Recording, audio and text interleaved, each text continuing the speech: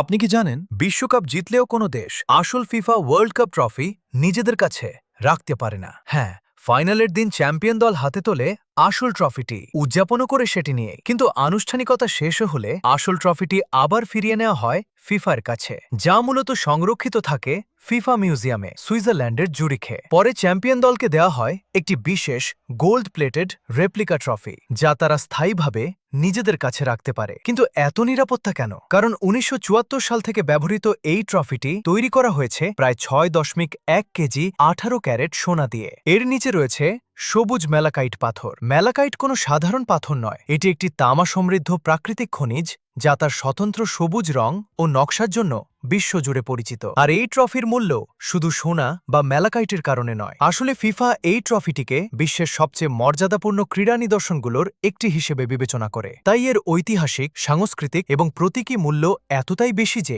আসল ট্রফিটি সবসময় ফিফার তত্ত্বাবধানে সংরক্ষিত থাকে। আর বিশ্ব চ্যাম্পিয়ন দল পায় একটি বিশেষ রেপ্লিকা ট্রফি, যা তাদের অর্জন, গৌরব এবং ইতিহাসের অংশ হয়ে থাকে চিরকাল। তাই বিশ্বকাপ জয়ের স্মৃতি চ্যাম্পিয়নদের কাছে থেকে গেলেও আসল ট্রফিটি থেকে যায় ফুটবল ইতিহাসের অংশ হয়ে ফিফার তত্ত্বাবধানে ভবিষ্যৎ প্রজন্মের জন্য।